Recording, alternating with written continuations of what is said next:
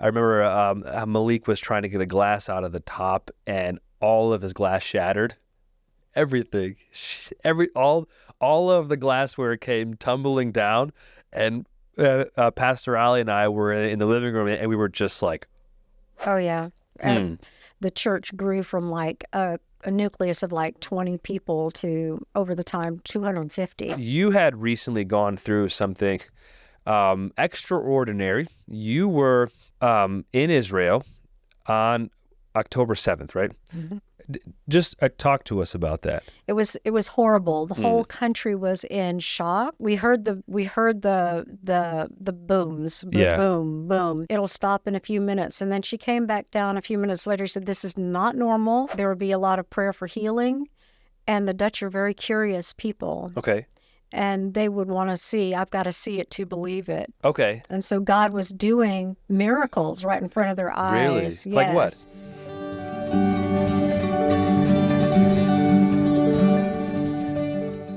Hi, my name is Pastor Brandon, and this is the After Sunday podcast. I'm so excited to have Betsy with us. She's a missionary, a harpist, and she's someone that I've been looking forward to interview for a long time. She has a great story about her life in missions. She's been working with her husband for many years. She has some crazy stories of being in Israel and working with even the king's harpist and so forth. So I'm excited to dive into this, and I think you are too. So Betsy, it's so good to finally be in this chair. I know I've been looking forward to this. You've been nervous about this. I've been nervous about it.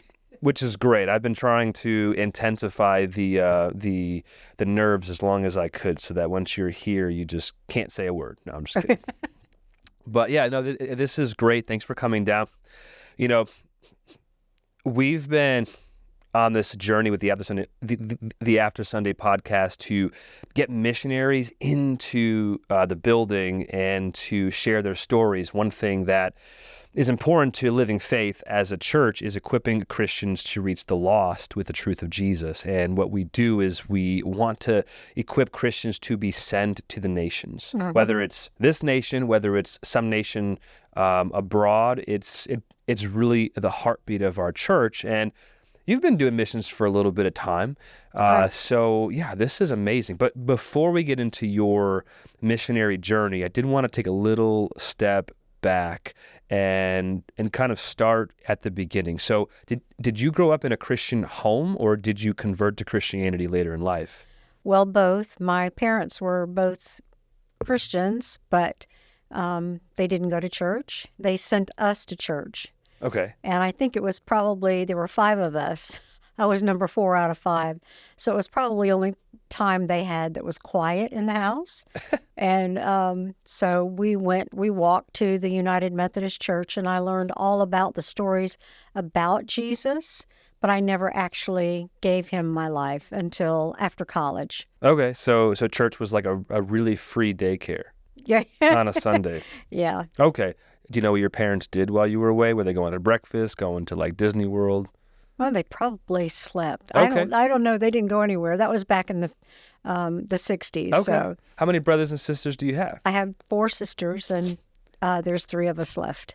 Okay, but you had 4 sisters. Did you have any brothers? Nope. Okay, but I can see why they sent you out of church. That's a lot, I'm sure, for your dad. Where'd you grow up?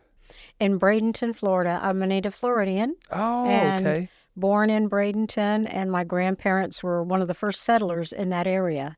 Really? Mm-hmm. So you got a long history. We do. We have a museum and a little village that they call the Manatee Village, and my grandparents' store is in the village. It's called the Wiggins Store. That's amazing. Because he had a store. Okay, so so is your family like the mayor of the town? Do you guys get special privileges, tax breaks?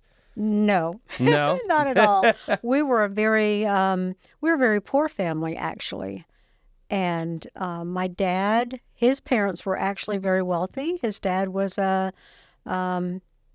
had groves and vegetable farms, and he had a ship that he took the vegetables up the river to the Mississippi River. And when I was growing up, I heard all of these stories about him, that he he was a really good man, and he was a very strong Christian. And my grandmother was also a very strong Christian too. Okay. And I remember stories that my sister told me about when she would go to the Methodist church, and my grandmother, when she would get real excited and the Holy Spirit would hit her, she would take out her hanky and wave it. And so when I heard those stories, I thought, wow, I didn't know all of that about them. But my grandfather built 2 churches. Oh, really? In Bradenton, yeah. He donated the bricks for the Baptist church, which he went to, and he helped build the Methodist church, which my grandmother went to. That's amazing. It's funny because I have like a similar story.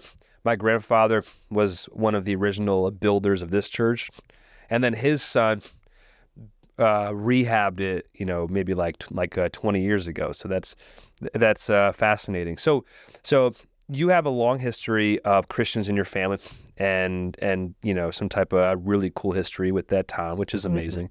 I can't say the same for myself, but what do you think changed? You talk about your parents were Christian in name, or sort of, okay, I grew up Christian, but what do you think changed from your grandfather to your mother and father that sort of,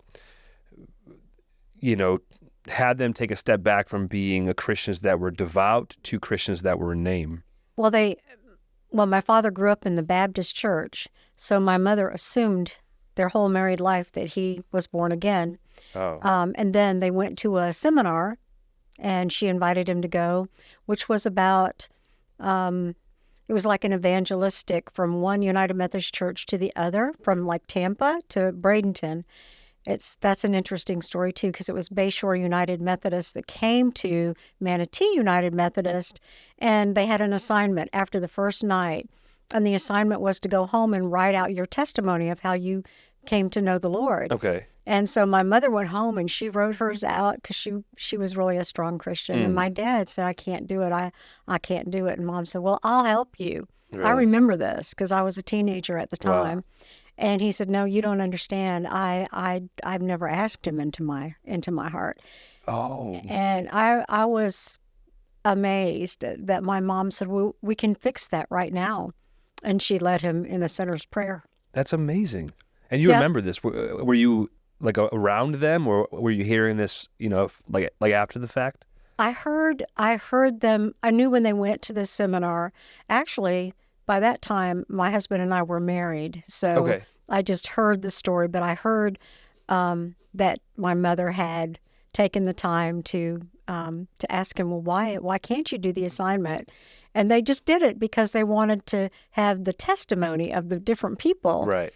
And so anyway, she wrote his story after that. That's amazing. So I think it's kind of funny because I'm sure your dad kind of fell in love with your mom and was like, yeah, I'm totally a Christian, right? Mm-hmm. That seems a little bit difficult to keep up, if you're like, I'm not really a Christian, but I just wanted to be with you. Did you, growing up, did you notice, I guess after the fact of finding out that your dad really didn't convert to the faith when he said he did, was there any habits or any sort of thing that you saw that looking back on it, you kind of goes, oh, that makes sense? I don't know. I really felt like the whole time we were growing up that he was always overwhelmed with how many girls were in the house. I can see that. So yeah. And he would come home from work. He was a hard worker. Yeah. And he'd come home from work and he would go and water his garden. And I think that was his unwinding time. Okay. So he was a very quiet person. He didn't talk about deep things with us as we were growing up. Okay. So I didn't know. Okay. I didn't know, but I knew he was a good man. Yeah. I knew he was a caring person, and I knew that he loved us. Yeah. But we didn't talk about the Lord or anything. It's pretty much like what happened to me. I went to church. I knew all the stories about Jesus. Yeah. I could tell you, sing all the little songs, but I didn't have a personal relationship with him. Yeah.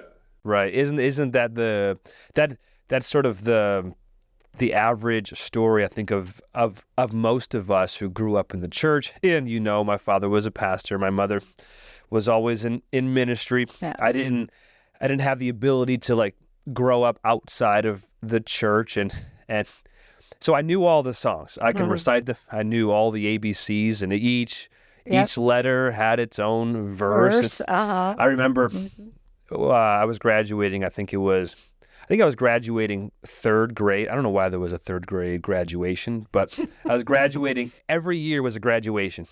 And my uncle, Charlie, who has grown to be patient, but if he's watching this, he'll know what I'm talking about. They got invited to this graduation, and they reluctantly came. And they're less patient than like most people. And I had to recite the ABCs. I had to recite verses, and each verse was accompanied with one of the 26 or 24, 26 letters. And halfway through, I think this is what happened. They looked over to my parents and they said, "Yeah, we're leaving. We're not staying through this." So they left quite early. Although it was a third grade graduation, so I don't blame them. But at the same time, we're talking about like salvation, and I didn't know what I knew about Jesus, but it was my parents' faith. Right. So what changed for you that actually kind of gave you the push to say, I'm going to make Jesus my savior? After I graduated from college, I went to church with my sister, who was Baptist, in Tampa, Florida. I went to the University of South Florida and stayed in Tampa, got a job teaching in Tampa, and went with her to church one night just because I didn't have anything else to do. Really? Okay. I didn't have anything else to do.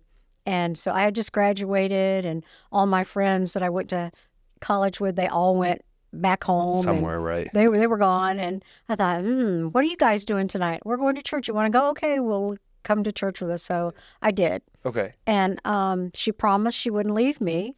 And she took me to a class. And when I walked in the door, I turned around and she was gone. Oh no! I know. She promised she wouldn't leave me, and I'm like, I'm gonna get her. She was my older sister. So Herman was teaching the class. Okay, is this how y'all met? Yes. Okay, I'm excited to ease into this story. Okay, so he was teaching the class. He was teaching the class because the regular teacher couldn't be there that night. Okay. And he was home from Bible college. So he was teaching the young adults, and he was, we were all sitting in a big circle. And the first thing he said was, we're going to go around the circle and you can tell us how you found the Lord. I thought, I don't even know what he's talking about. You're in your father's position right now. That's interesting. Yes. Because you know all the songs. You know everything. Now you're faced with this. And I guess your sisters were Christians. Yeah. Okay. Strong Christians. Were you the holdout? Yeah. Okay. Why were you holding out thus far? I didn't know. Okay. I wanted to live my own life. And what kind of life was that? Because you don't seem like a partier or... Well, I was in a rock band. No, okay. We should have started here. Okay, you were in a rock band. I was in a rock band. I wrote all the songs. Are you kidding me? Okay, what was your rock band called? I don't remember. Okay. I have no idea. But I really liked the guys in the... Yeah. We all got along really well. Okay. And we played in bars. And, I thought, this is what I'm going to do. This is what I want to do with my life. I want to become a singer in a rock band. What kind of music? Was this hair metal? Before that. Okay, it was before hair metal, so it was like rock and roll? Yeah, rock and roll. So talk about your style, because every lead singer has a style. It was more like I would write songs about stories. Okay. Stories of, disappointment of love, just whatever. Do you still know any of the songs? No. I gave them all to them when I became a Christian. Oh, you did? Okay. I said, y'all can have the songs. I'm going this way, y'all are going that way. That's amazing. Take the songs and have fun. Do you remember anything about those days? Yeah, I really felt like I was doing okay. Okay. I felt like I was gonna. I took a job as a teacher too at the end of the university time, but I felt like, this is something I can do on the side, and that I really like, and that I felt like we were good at it. Yeah, absolutely. And so, Were you touring various bars in your area? Did you venture outside of your town? Just in the area. This is in Florida, right? In Florida. Okay. A lot of great bands come from Florida. Yeah. So you were touring around and singing about love, and you were the main, you were the lead singer. Did you have like a Janis Joplin vibe? Like, how was your hair? I want to know what you looked like on stage. Well, you know how Janis Joplin looked with the long, dark hair. That's how my hair was. Really? Did you have like a little headbang going on? No? No helicopter swinging of the hair? No. No? So you're a little more subdued in a rock band. Right. Because I was a folk singer before that time. Oh, so the folk singer, I mean, I played guitar since I was probably 8. All right. And played violin since about 8 as well. Okay. So I used my guitar to write songs. And I wrote a song. I do remember this song before when I was in elementary school. They had a songwriting contest, and I wrote a song about Stop These Wars. That makes sense. It was Vietnam time. That makes sense. Yeah. That's amazing. Yeah, I still remember a few of the words, but anyway. What are some of the words? Germany's ambition twice brought this world to war, but greedy, grasping nations will end up as before. Stop these wars. Oh, stop, stop, stop, stop these wars. Yeah. That's amazing. I gotta snap to that. Yeah. That's amazing. That's beautiful. And you were in elementary school.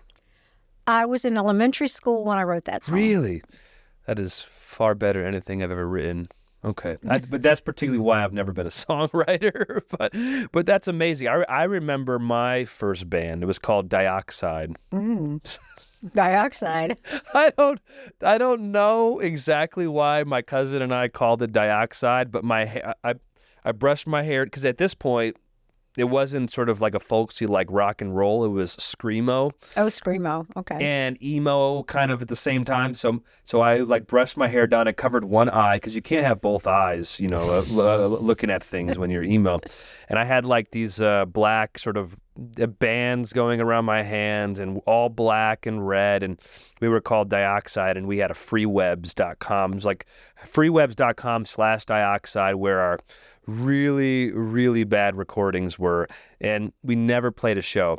Not ever, not once. So you at least were touring and playing shows. Yeah. My cousin played in a Taco Bell, which is pretty cool. I don't know how that happened, but that's amazing. So you were in a rock band, and you were still in the band when you were at this church service. Yes. Okay. So in this moment, you're about to share your testimony, but you don't have one. Right. And so when they got to me, I said, I don't have one. Okay. And looked at the next person, and I felt like the air got sucked out of the room because they were all Baptists, and they all had a testimony. Like a very conservative Baptist group? Did you describe? Okay. Yeah. So you were the odd one out, and it seems like they made you know it. Yeah. They were like, what are you doing? All the eyes were on you. Yeah. Okay. But they were very gracious, and they went around the circle and finished up. But I never forgot that moment, how uncomfortable I felt about, I don't even know what they were talking about. Yeah. I mean, I listened to their testimonies. I heard how they all came to the Lord. Yeah. I think God used it to prepare my heart, because when we went to the church service that night, I heard for the first time how to give your heart to the Lord. Okay, so it didn't happen there. No. So you have this hunk of a man that's teaching. Did he catch your eye at this point? No. Okay, that's perfect. I got to ask him about it. Yeah. So he less of a hunk, maybe a little bit more of a teacher chic. I got it. I was just interested in how he knew so much about the Bible. Okay, that makes sense. He's a brainiac. All right. Okay. So his gym was the books, which is also my gym. So I really appreciate that. I don't think when I met my wife, she said there's a strong, muscular man. I think she said, I think he's smart. Okay, we'll keep it at that. He's got nice eyes. Okay, cool. So you didn't notice him. He's kind of in the background, talking like a Charlie Brown character, because you've been asked a question. Now you're embarrassed, it seems. Okay, I was embarrassed. But you didn't give your heart to the Lord. Okay, if you were to go back and you were to talk to the Baptists there, do you think they handled that time appropriately, or would you have done something different, or told them to do something different? Well, I don't know. I never thought about that part. Okay. I just remember a few weeks later, I kept hearing the same salvation message because the Really? Baptists are really clear about how to, Absolutely. it's not about religion, it's about a relationship. And I didn't know what that meant. So when I Yeah. figured out what that meant, one night, they give the altar call and sing "Just As I Am" like 20 times. Yep. And one night I thought, I really felt like I heard the voice of the Lord say, "Why not? Wow. Why not give your life?" Wow. That's awesome. Now, it is true. I spent some time in a Baptist church when I was in Rhode Island going to school. And I was dating a girl that went to a Baptist church, and I was a charismatic, and they always made sure I knew that I was a charismatic Christians. They would leave me books of charismatics that I don't even read or enjoy, just to get a little ribbing on me. But the one thing that I learned was how to share the gospel. I actually learned how to do that. I never learned how to do that. It's like their understanding of how to systematically share your faith. That's right. Really impacted me. And here at Living Faith, every Sunday, there is a mentioning of the gospel, of the death, burial, and resurrection. And I try to make sure that everyone is hearing that message over and over again, like you said, so that someone coming to the church, there is no excuse. Like, you heard the call of the gospel. And also for someone that's there, they're able to recite, that, because it is a little scary if you meet someone that is not a Christian and they're like, how do I get saved? And you might not have ever even asked that question to yourself. And so that's awesome. So you, for a few weeks, were hearing this voice in your head, or you were hearing this voice from the pulpit? Well, both. I mean, I heard it from the pulpit about, give your life to Christ. And, but then the voice that said, "Why not?" Okay. was just internal. Okay. And at this point, you're in a rock band. Were you living the rock star lifestyle with the drinking and the drugs, or were you always sort of kind of in between? In between. Okay. Okay. No drugs. So you weren't someone who, if I were to think about the 60s, this is the 70s or the 60s? 60s. Okay. And 70s. It's kind of in between. I would think someone who's, I picture a Lynyrd Skynyrd, band, you know what I mean, or something like that. Some of the guys look like that in the band. Is that so? Yeah. Okay. But you sort of had, you were not saved at the time, but you also weren't crazy. All right. Okay, that makes sense. You had a little bit of a seatbelt, even though you were a rising star. Okay. Correct. I didn't look at myself as a rising star. Okay. That's what I think we wanted to be. Yeah. And no one knows. You can say you were a huge star because the internet didn't exist back then. So, well, they can find me on the internet in the folk festival section. I'm going to be checking this out later on. I'll keep this to myself. Yeah, I was more into ballads and, like Joni Mitchell was somebody I listened to a lot. And she was pretty mellow. That's cool. When someone's been saved for a long time and you meet them as a Christian, it's hard to picture them in the world. So I'm having that experience now. It's like my father... My father has pictures of him in the late 70s with one of those V collars, dancing and trying to become a bartender. And no one would ever picture my father dancing, with one of those. I think it was a powder blue suit with, all the ruffles and stuff like that. Yeah. I do have pictures, by the way, and I'll share them eventually. But so that's amazing. So you finally make the decision to describe that moment. It was just like I made the decision, and before I could even change my mind, I got out of my seat and walked down. Okay. I'm sure my sister was like, "What just happened?" That's I know they amazing. were praying for me for a long time. And you had been going to church with them regularly at this point, or intermittently? Maybe 3 or 4 weeks. Okay. So the Holy Spirit was calling you at this point, because there's no reason why you're going for 3 or 4 weeks to church. Right. so obviously you have friends, maybe you developed some friends in the bar scene, but did you feel lonely enough to kind of long for community? Is that kind of, can you say that kind of started this journey? Um, I didn't really make friends in the bar scene. Okay. I stuck with the band and did what we did, and yeah, that was Okay. pretty much it. That's interesting. I talk to a lot of people who, find themselves in lonely positions. Mm-hmm. And it seems a lot of times at that lonely position, when all you have is yourself and your thoughts, that the Lord just starts to speak to you. Oh, yeah. I think that that's really cool. And so he was doing that. And so then you started to go to church based off this lonely feeling. And now you're hearing the gospel message, and you're hearing you can have a relationship with God. And so you go down to the altar. Are you sensing the Lord? Or are you just okay? You're sensing the Lord. Is that? I know that that's not super common in the Baptist circles that I've hung out with. A lot of times they lean more cessationist. So was this common amongst your Baptist friends to say, "I sense the Holy Spirit. I sense the Lord"? No. No. Okay. So you were kind of unique in this aspect. Right. Well, I knew something was different, and I knew that I wanted to get to know Jesus. Okay. And I mean, that's where I was at that time. And I had studied in the university. I studied opera.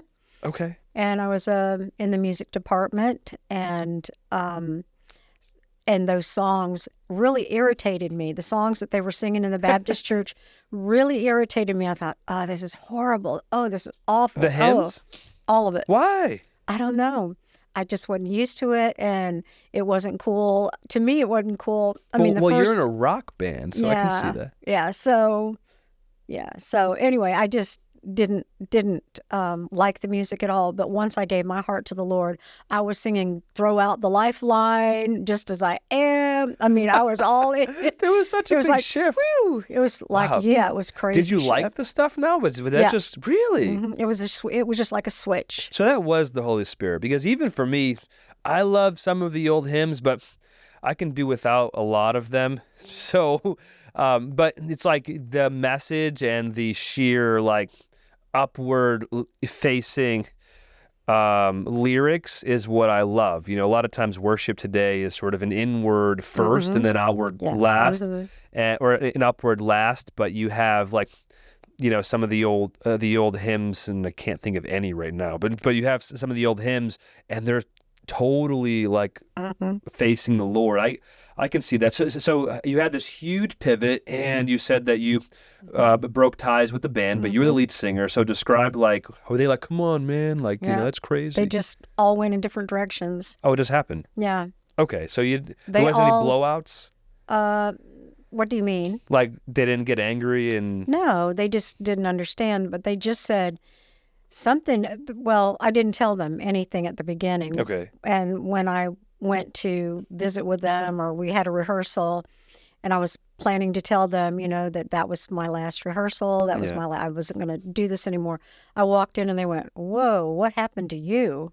So they saw something. They could visibly see really that something happened. They said, what has happened? So you had an encounter with the Lord. That's amazing. Okay, you had an encounter with the Lord. So there was no going back to, okay, so you break it off, and I find it amazing that they saw the change, and there wasn't some bar stool thrown or some type of, nowadays it'd be a really passive aggressive social media post. Doesn't mention your name, but it does mention all the situation, and everyone knows what you're talking about. Right. So, but that's okay. So you quit the band. Do you keep your rock stars outfits? Well, gradually I became a teacher, so I had to I had to wear clothes that would be suitable for teaching. Okay, so Janice is out. And Janice is out. All right. No more bell bottoms and all of that stuff. Yeah. I really wasn't into that much. No? But Okay. Yeah, but that would be cool to I mean, nowadays, teachers can wear whatever they want. But, right. But All the Yeah. bell bottoms were out, and at this point, so I didn't know bell bottoms were in style. I thought they came in style with disco. They were there. They were there. Okay. Hmm. I do think of, like the brown jackets with the tassels coming yeah, down. Is yeah. that something that you had? No. Okay. No. You weren't that cool. You were cool, but not enough to wear that. And my mom made all my dresses to teach in. So That's she said, cool.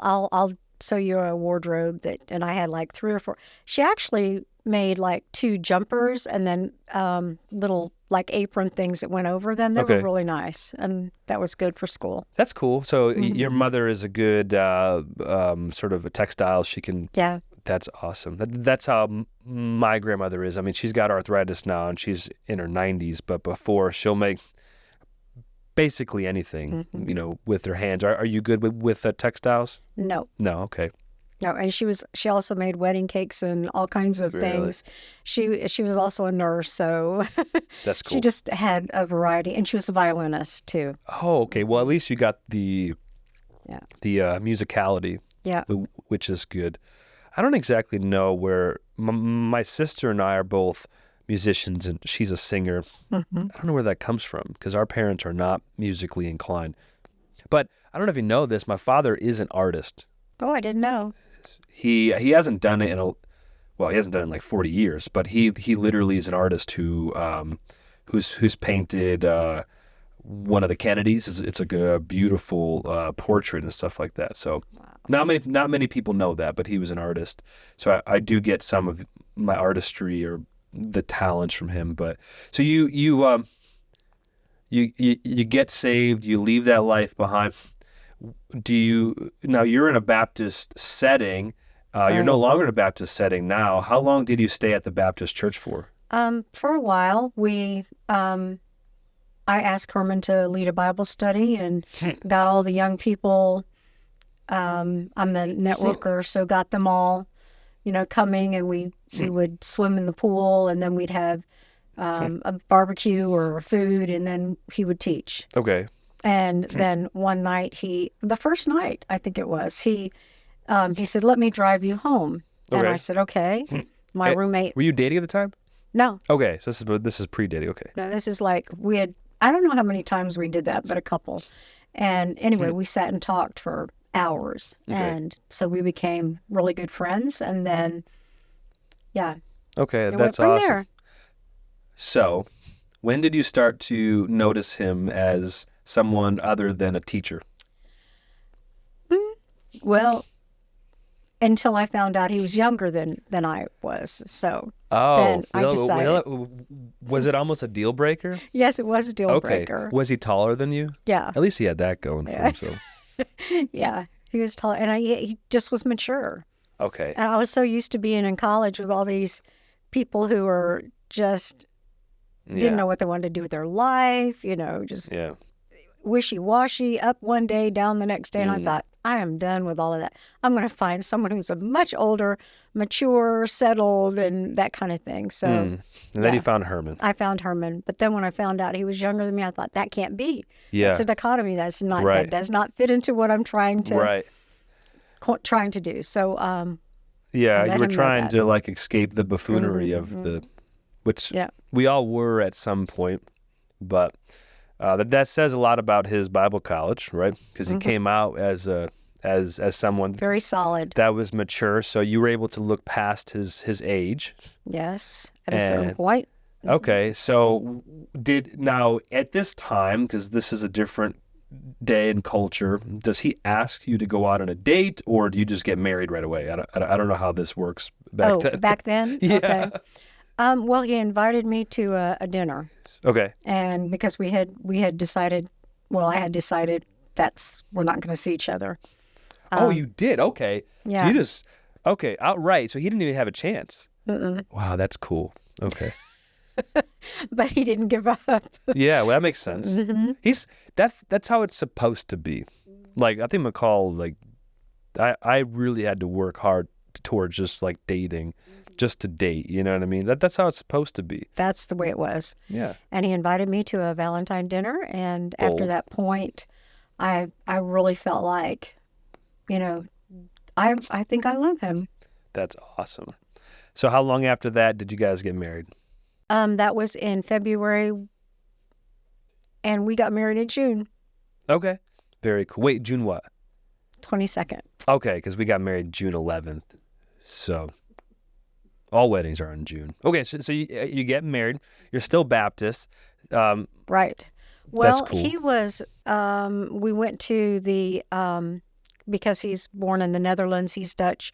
We went to the church his parents were going to after we got married, and they went to a Dutch Reformed church, which is very, it's pretty formal, but Okay. it's a good, solid, word-based place. Yeah. And we were there for a good length of time.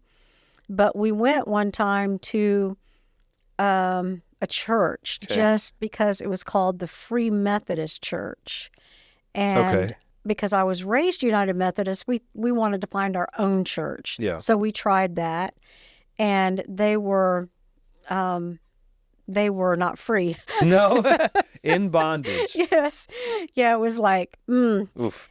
So we decided to try, we met a couple, and they invited us to go to their church, which was the Assembly of God Church. Ah, okay. This is where you start to Yep. get into like evangelical. Yeah. Okay, and this was in America, This was in Tampa, Florida. Okay. And so we went with them, and I got filled with the Holy Spirit. That's and amazing. And I prayed for Herman to get filled with the Holy Spirit too, because that night that I received the Holy Spirit, I didn't think he did. I mean, I wanted it for him too, because Yeah. it was just amazing. And started speaking in tongues right away, Wow. and singing in the Spirit, Wow. and just enjoying the Holy Spirit. But the next day he was driving to work, and he asked for it, and he got it right That's there amazing. in the car. And all of this makes a lot of sense. Him being persistent and him probably telling the Lord, "I want this," because as a Dutch person, they're very direct. They're very direct. So if you wanted to speak in other tongues, I'm sure the conversation was like, "Lord, this is what's going to happen." You know what I mean? I've met a lot of Dutch people when I was over in the Netherlands, and it's like. I thought I was direct and I was just like upfront, and then I was like, no, I got a lot of work to do because it was just a completely different experience. So that's amazing. So I can see why he was persistent and so forth. That's just in that mentality of I think, like you would say, like a Dutchman, right? When I think of Dutchman, I think of the Flying Dutchman of SpongeBob, but that's like a whole nother story. Right. But I really appreciated his family. Okay. I loved his parents. They were great people, both born in Amsterdam. He was born in Amsterdam. But they accepted me right awesome. away, even though I broke their son's heart the first couple of months we were not together. But so it was from Christmas until February, which we were not together. But that makes sense. I mean, that's a lot of times how it goes. I feel like the guy sees exactly what he's looking for, and the woman is just undecided. So gotta be careful. I mean, I gave my life to Christ, and I wasn't gonna. You got to make sure you're on the same page. Exactly. But the Lord brings you two together, and he's already out of like a seminary or Bible college. Did you go to any schooling or no? No. Once we were in the Netherlands, I was the dean of the Bible college that we had there. You just like shot right up. You were ready to go. Yeah. That's awesome. Well, because I was in education, I could do all of the paperwork and grading and all of that good stuff. So that's awesome. So yeah, when we first got married, I really identified with the Dutch culture. Sure. And learned how to cook Dutch food, and didn't learn to speak Dutch until we went over. It's a hard language. Yeah, it's not easy. But so that's how that happened. We were married when our daughter graduated from high school. We met a missionary in Tampa. In Tampa? No, we were in Augusta. Georgia. In Georgia. We were in Georgia, and a missionary came to our church, and his name was Kyle Holland, which I know you know Kyle. Yeah, absolutely. And Herman went up to him after he spoke at the church and shared about missions in Holland. And he said, well, I was born in the Netherlands. And Kyle said, then you need to come and visit. Oh, wow. So was this like the first dive into missionary work? Mhm. Okay. Well, he had wanted to go to Haiti with a mission trip, but there was a coup, and so he couldn't go with our team to Okay. Haiti. And I didn't have a desire to go to Haiti. I mean, Yeah. he always had a desire to do missions, and so when he said, "Well, let's go visit," Okay. and so we went to Holland for our first initial visit, and our daughter was she was in high school, and she went with us. Our son, So a lot of time has passed. yes, So, just served in the local church, led okay. home groups. And you were in Augusta, Georgia. So Augusta, you moved from Georgia. Tampa. You go to Augusta. Are you pastoring? Is he pastoring? No, we weren't. Neither one of us were at that time. I Okay. just was leading worship, and he was and working with the children, Okay. the children's choir, and he was teaching and leading home groups and things like that. Okay, but in the back of his mind, he wanted to be a missionary. He knew he had a call to be a pastor his entire life, probably. Okay, and you were kind of unsure. No, I knew I was marrying a pastor, Oh, okay, you but knew it that. just was a long period of wait, Okay, that and makes sense. I didn't know. Yeah. Yeah. So you get this call to kind of go check out the Netherlands. Mhm. You're not in ministry yet. You two have secular jobs. You fly out there. Describe the feeling of being on your first exploratory missions trip. I wanted to move there Oh, just like that. immediately. Okay. I could see him there. He was so happy. He was like, all the smells, all the language. He went, "Oh, I understand what they're saying," and because He's home, he was home. but you're not though. No, but I had been married to him for so long that I felt like I was, and I just loved it. We were willing to give up everything and help. Wow. And we had a prophetic word by John Steele. That trip, or it was the next trip that Okay. we went. That was just to get our feet on the ground. And what was that word? It was, he said, he called Herman out. He pointed to him and he said, "You and Mama," he said to me, Oh. "come up here. I have a word for you." Okay. And he spoke over him that he'd always wondered who his people were and where he belonged. Wow. And he said, turn your eyes are feasting on them. You Wow. are to come quickly and don't look back. That's amazing. And it was a confirmation to Wow. us, because that trip we had gone with the intent of, God, what are you saying to us? Are we supposed to come here? Wow. Okay, so you threw that question out to the Lord, and We both did. it's kind of like whatever you want to do, Yeah. right? Clearly, he wants y'all to go to the Netherlands, and so you drop everything. But you've got a home, you've got jobs, you've got children. Your child in high school. I can imagine. You tell me, was it kicking and screaming, or was it like, yeah, let's do this? It was like, yeah, let's do this. Really? Okay. And so our son was in the military by that time, and our daughter so he's was traveling then, anyways. Yeah. He said, just don't sell the house. Just don't sell the house. Okay. Because we loved the house. I mean, that was his home. Yeah. And where would he come back to when Right. he was on leave or whatever? So, yeah, we just sold everything, and Okay. we wanted our daughter to go with us. Except for the house. We sold the house. You sold the house. We sold the right house. out from underneath your son. Okay. Yeah. But you were called by the Lord. Was he Mhm. upset about this? He was disappointed in that. Yeah. But he came to visit us, and he saw where we were, and he said, "I can understand, Dad, why you did this. Well, that makes This is sense. where you're supposed to be." Right. So it took 13, 14 years. No, it took longer than that, right? Yeah. Are we talking like 20 years before you go to on your first missions trip? 16. 16 years. Okay. So you were Wasn't it 16? He's figuring it out now. 12 years.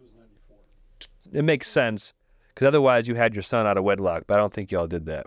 Okay. So because I was trying to do the math in my head. I was like 16, too young to go into the military. Okay, so about 20 years, which is a long time to wait. Right. I have seen the missionaries that have sat in these chairs have said, I went to the mission field like 3 years later. Uh-huh. I think the longest was Mike and Angelica, which was 8. But usually it was relatively soon. So you guys are out there, Mm-hmm. and are you working with Kyle Holland at Yes. this point? Mm-hmm. With the church plant in Okay. Delft. And what year was this? What year was that? We went in 94. Ni- We no. went in 97. 97. 97. 1997. Okay, because I was in Holland in 2006. Right. Were you? I remember that. Oh, you do? I don't remember anything. I remember Johan very clearly because he was very particular about his house, and he had the wrong people in his house. Yeah, I know. Yeah. Yeah, because I was over all of the mission trips. Okay. And housing and taking care of all the teams that were coming in, and I heard everything. That's amazing. Yeah, you probably heard stories. I remember. He was okay. No, it was just funny because Malik and I are two people that are not careful. We're like bulls in china shops, and I remember Malik was trying to get a glass out of the top, and all of his glass shattered. Everything, all of the glassware came tumbling down, and Pastor Ali and I were in the living room, and we were just like, oh no, we were totally like, oh no, but that was amazing. That's where I met Kyle Holland, and I hear Johan is married and he's living in Africa, right? Which is amazing. That's awesome. And I saw some photos of him the other day. He looks really happy. We haven't talked since 2006, I think it was, but he made a huge impact on us by his love of the show 45 hours, 46 hours. Anyways, I'm on a tangent now, but he was a cool dude. But that's where we met Kyle Holland. I don't remember meeting you or Herman, but that was an amazing time. Describe, like, are you seeing the Lord move in Holland at this point? Oh yeah, the church grew from like a nucleus of like 20 people to over the time 250. Really? And it just about 7 years after we were serving with Kyle, he went back to Ireland. Okay. And a Dutch pastor, they had a Dutch pastor. Yeah. And we stayed for 7 more years, and then the Lord said it's time to come back. But in between, for the 14 years, we traveled into Eastern and Western Europe. Okay. And taught and did marriage seminars and leadership seminars and worship seminars. We were involved with a music festival for East Europeans for reconciliation. And it was called Sozo Festival. It was before Sozo Ministries. Okay, right. And they would come from Bulgaria and from Hungary and Romania and Serbia and Albania. And they would, and some of their bands would come, but also a lot of people with them from their countries. And there was a lot of fighting going on between the Serbs and the Croatians. The countries? The countries. Okay. And so you had these Croatians camping right next to the Albanians and Serbians, and, and it was just a work of the Lord. The Lord was bringing to these young people his heart for the nations, and they were able to reconcile and forgive one another and took that back to their nations. Right. So we did that once a year for like 6 years, and it was wonderful. We were a part of a group called Horizon, of course, with Robert Baxter in Paris and Red Hill in England and Munich and in Spain. Yeah, we've got a little voiceover here. Yeah, I know. He's in the background. And so, we just served with all our heart. We hosted missionary groups that would come for short term, like your church had always come, and we loved being there. That's amazing. And how did you see the Lord move? Like, can you describe, like, so I've heard Europe can be difficult to share the gospel in. There's just a ton of history there. Sometimes history can be not so good. Right. So in this time, describe like one of some things that you just felt like, wow, like God really moved in this scenario, whether it's like, miracle, outbreak of miracles, or some type of just thing that you knew, like, okay, the Lord is here. Mm-hmm. Well, a lot of the meetings were small and intimate at the beginning, and there would be a lot of prayer for healing. And the Dutch are very curious people. Okay. And they would want to see, I've got to see it to believe it. Okay. And so God was doing miracles right in front of their eyes. Really? Yes. Like what?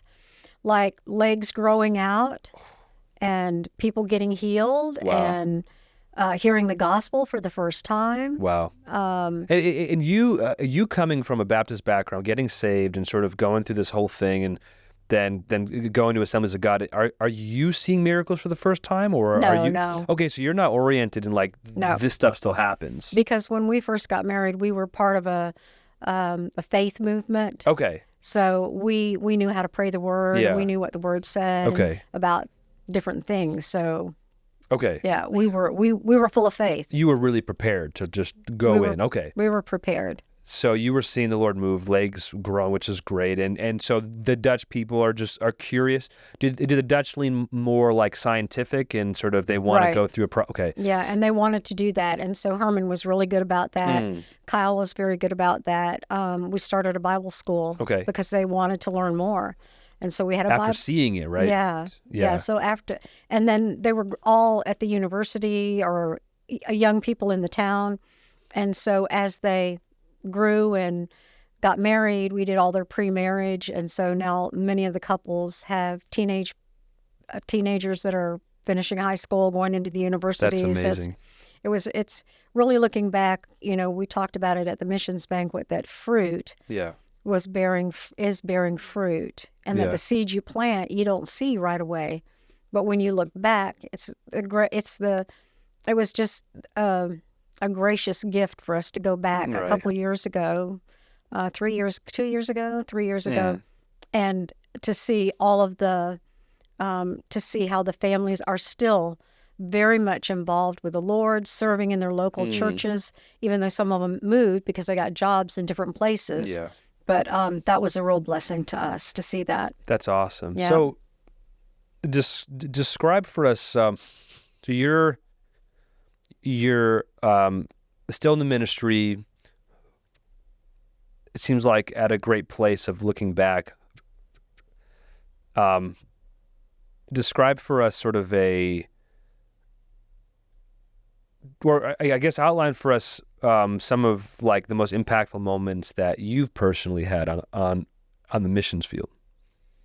There were so many, it's hard to just pin it down, but when we were in Romania and we were working with the children there in Romania, they lived on a garbage dump, and we went there to teach, just have a couple of days with them and to love on them, and we had to be very careful for health reasons because of the way they lived. But we took them to a church. We took them on a field trip to a church in a close by town because they never would get out of their little area. Okay. They were gypsies. Okay. And so they weren't really welcome in other areas. So we took them to a church, and it was a healing service going on, and I just remember watching their faces, like seeing the huge church. First of all, wow, this is amazing. Yeah. And watching them, even though I don't speak Romanian, we could communicate. Yeah. Being in education, I kind of understand children. And absolutely. A smile can mean everything to them. And so I was just amazed watching them and just seeing how the other people would realize, hey, you brought a bunch of children that shouldn't even be in here, but here you are. And they were okay with that. But just watching how they received the love of Jesus was just amazing to me. That's awesome. And then just everywhere we went, sharing the love of Jesus. Super impactful. I was recently in Jamaica, and I was preaching at a church, and it was weird because, the people in this community were, it was one of the more like poor places in the area. And they wanted me to preach, and I just felt like I didn't have anything to say. I had this moment of thinking, what in the world am I going to say? Because I'm looking around, they've built their houses out of anything that they could find. There's this one church in the area. This place has been ravaged by gang wars and so forth. I just felt like, man, like there's nothing that I could say in this moment, and I just began to like cry, and I was really overwhelmed, and the Lord just had me speak to various things that were super encouraging for the people there. Right. And it wasn't, I had something planned, but it wasn't really at all what I wanted to plan. It was just like this encouraging, message of the gospel. But, going into places like you're talking about, it's eye-opening. And sometimes it's difficult to react or know how, like what to say. But you made a good point. Some of the musicians there and some of the kids there, it's like, even though they're going through hardships in those issues, you can still see that a smile goes a long way. The body language that you have, they're reading that. And in this case, I was fortunate enough that they were speaking English. But even if you're not saying anything, your demeanor and your excitement for being there, it translates far better than the words that you're saying. That's right. And so, and I think those are some of the interesting things when you're on a mission field. You're out of your comfort zone and you're out of your culture. And also, sometimes, at least for me, overthinking, I don't want to do something that's offensive or say something that would be, True. Misconstrued. But just being super simple about how I approach the mission field and focusing on the gospel, focusing on just The being good news. and being a Good news of Jesus. right, and just being a smiling presence there. I think that goes a long way. Before we end this interview, I did want to bring up something which you knew I was going to ask about. You had recently gone through something extraordinary. You were in Israel on October 7th, right? And you thought you were coming home after playing you were supposed to, or you had already played the harp for the King's Harpist? We had finished playing the harp for the King's Harpist. All of the other King's Harpists had flown out. And you didn't? And we didn't, because we were staying to help with the harp school. Okay, so you were there, and all of a sudden, war breaks out. Right.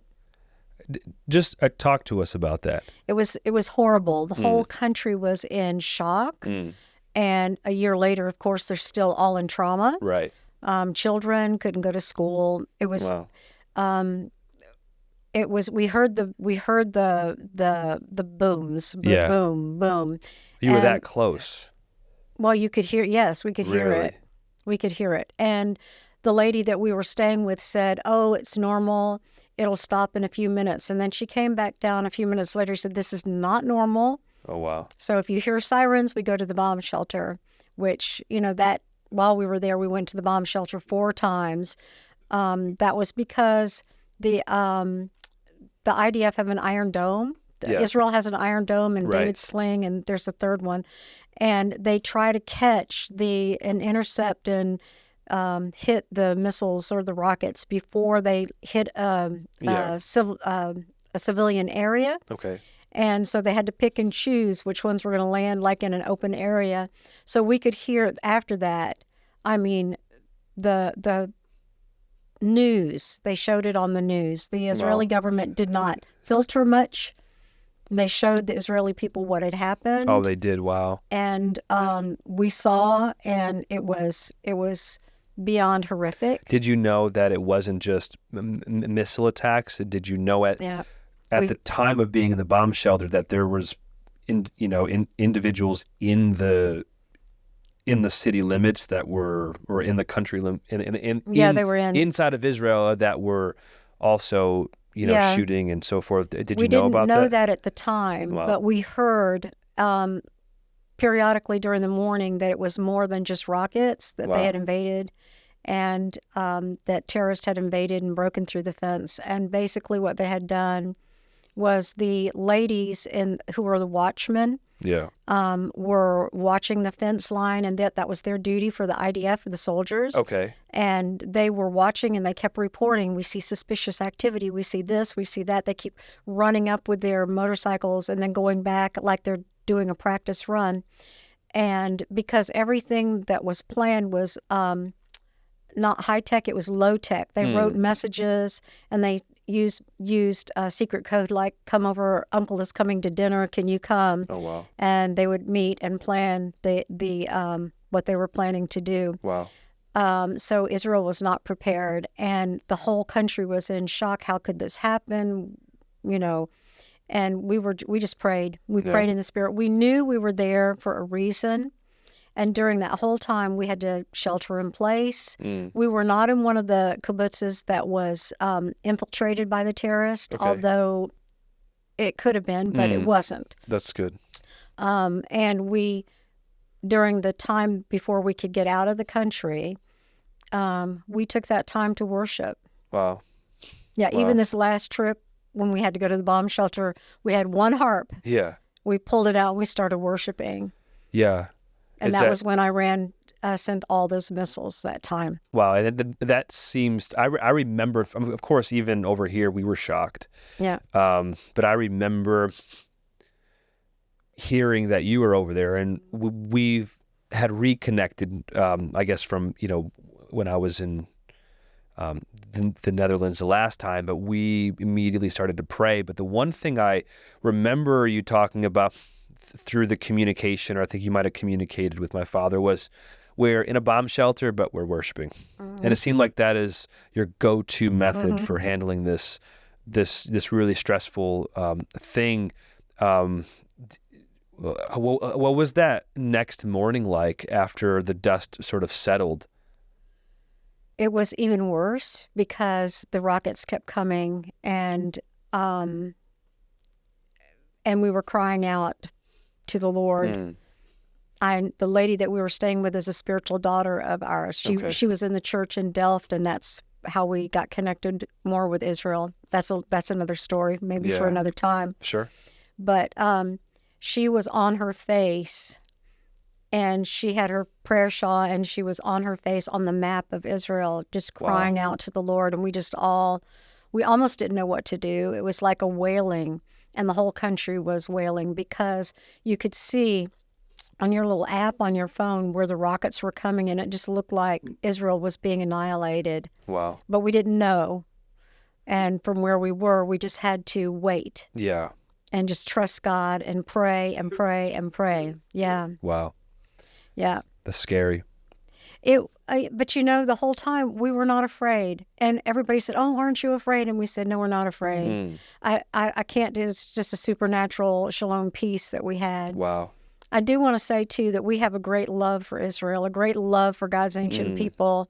Ever since I was a little child, I remember reading books by Corrie ten Boom, who was in Holland, and I wanted to go back to that just real quickly. Yeah, for sure. After 7 years in Holland and serving on the mission field, I was diagnosed with lymphoma. Really? Stage 3 cancer. Wow. And so we had to be back in the States for a year to go through treatment and recover, and I stood for healing.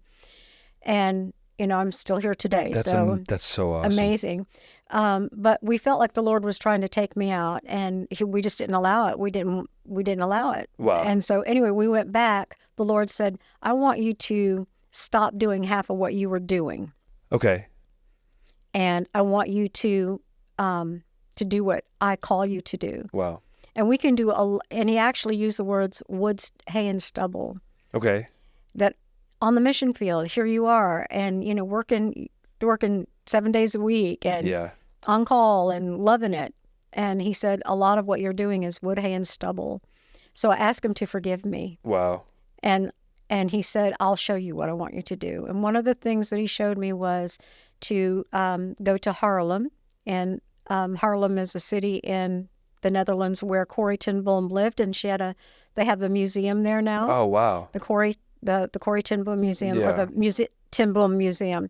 And I was a tour guide there for 7 years, once a week. Really? Went there and told the gospel to hundreds and hundreds of people that would come to tour through that hiding place. She's a hero of yours, it seems. She is. And so you were able to kind of jump into her life for a little bit. Yes. And, wow. I mean, that is...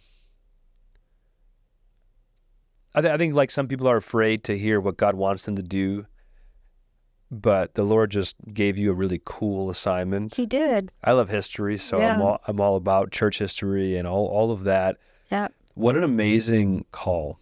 So that really reignited, or didn't reignite, but it just made my love for Israel and appreciation bigger. for the Dutch people who hid the Jewish people during World War II. And then when our spiritual daughter said she was moving to Israel, she found out she was Jewish. What? She found the Lord on our couch. That's and then after that found out that she was Jewish. She said, how can I be Jewish and be a Christian? I said, Catherine, Jesus was Jewish. And she went, oh. It was like this light bulb that it's came such on. a huge thing. People don't realize early church history. The Roman emperors Claudius and Nero, they considered Christianity to be a Jewish sect. They didn't. It was interchangeable. It was just, this is another Jewish sect. That's amazing. So coming full circle back to the Netherlands, for the time that you were there. Amazingly going back to Israel. You went back again. You just got back. We prayed for a long time that nothing would happen on the 18th, and you did make it because because the war just started breaking out again. Yeah. So very, very intense. But there's so much more story that we could share. Yeah. When next time you're here, just would love to dive back in. But I just think it's a really cool story because it's unconventional to what I've been hearing about, someone being called to the mission field. We have a lot of people at Living Faith and even probably, watching that they feel called to the mission field, but they're not young. And some people feel like, I think I should go. I think the Lord has called me, but I'm in my late 40s. I have older kids. How in the world am I going to go? But it's just a really cool testament to say, if the Lord's calling you, just jump in, because your life has just, with the King's Harpists and all of these different things that you're doing and being able to feel comfortable in many different countries. I think it added a lot of richness to your life, it seems. And we talked about it at our missions banquet, fruit bearing fruit, that, sometimes you don't even know the impact that you've had. Right. But the thousands of people that you've come across, that you've shared your testimony, you've shared your story, you've shared the gospel with, the people that are in the museum. I remember going to Anne Frank's house and walking through that and just saying, man, like, people were so brave to hide these Jewish girls and these families in their homes, during the Nazi occupation. Right. But you being able to share the story and couple that with the gospel, who knows? There's thousands of people over that 7 years, and many, probably tens of thousands of more throughout your missionary journey, that are out there as well. And it'd be really cool to, when you finally see the Lord, it'd be cool. I don't know if this is how it works, but it'd be cool just to have the Lord sort of say, these are all the people that I sent you to and you've impacted. Because I'm sure that it's multiplied by orders of magnitude. Right. Which is amazing. I hadn't thought about it like that. But I do know I kept a log. You did? Of how many people came and how... You're more organized than I am, so that's cool. Well, not really, but I did for that. And I still have it somewhere. Wow. But I do want to say that the King's Harpist came about because of our spiritual daughter. She learned to play the harp. She's a professional cellist. Oh. And she studied in The Hague, and she was in our home group. Wow. Gave her life to the Lord, flipped her upside down. You keep going. Okay. Yeah, I'm just making sure that it's still recording. Okay. Yeah, you keep going. And so she learned to play the harp. She when she moved to Israel, she married. Yeah. They have 3 children, and she said, Betsy, you need to learn to play the harp. Okay. And so I said, oh, okay. Yeah, so right? Like, I ordered... you're musically inclined, but... Right, violin, guitar, but the harp voice. is different. Harp is different. When I think the harp, I think like Zeus or some type of Greek mythology. That's what I think about. King David was the most famous harpist. I should have, as a pastor, I should have went there first, yes. But I don't. Okay. And anyway, he made his instrument. He played, and as you know, he established the tabernacle right. of David. And so I ordered a harp, and didn't play it for 10 years because Wow. I didn't know how to tune the thing. I didn't know what to do with it. So I sat there collecting dust for a Yeah. while. Okay. In a closet, not in the attic, until Right. one day I got an invitation to play with the King's Harpist, and I thought, why not? Wow. Why not? And I'll learn how to do it. And I did, and I played, and I'm still playing. That's It's amazing. been a year and a half now. That's amazing. And you played for our missions banquet. It was beautiful. And Thank you. I love to worship. well, yeah, that helps, right? When you just love to do, I do too, playing the drums, and just like, even last Sunday, we got a lot of comments on just having the violin just going with the guitar. It was just beautiful. Stringed instruments have a way of like bringing out, I will think of David at this point, but like David and Saul and the harp, and Yeah. it's like the Lord created stringed instruments to have its own purpose. I think right. in the spiritual realm. Mm-hmm. That's why. Well, I was just at Jesus Image in Orlando at the pastors' conference, and they have two cellists there, and it was just a moment of just the Wow. cellist just playing, and it was like, but it's like it moves you, but at the same time, because we know that the Lord made all this possible, it's like there's something there that just opens up the heavens. I don't know what it is, but there's just something there. And, there's definitely biblical precedence to that. And I think it's amazing that you're playing with 113 harpists. I think it was on the Mount of Olives, right? Mm-hmm. It was on the southern steps. Okay. And it was also at the Sea of Galilee. We did two worship concerts there, and it was powerful. That must have been powerful. Releasing the sound of the kingdom over the Galilee and that whole area where the Hezbollah is trying to invade. And I believe, and I've said this before, I've been studying Islam for a long time. I understand that Islam is what grips these nations. The ideology has a stranglehold on these nations, but these are people. Right. And, releasing prayer and praise and worship over these countries is what changes lives. Now, you may go there and you may become a martyr for Christ if you want to go in there and you want to begin to share the gospel, if that's what the Lord's calling you to do. But we have to remember, I think in this really tense time, that as Christians, we cannot stand with Israel and completely reject the people of Palestine, or reject the people that live in Gaza or Iran as these others, right? Right. Well, there's a revival going on in Iran. Is there? Absolutely. Okay, Yeah. I didn't know that. I mean, the mosques are closing down, and God is doing a mighty work among the Iranians.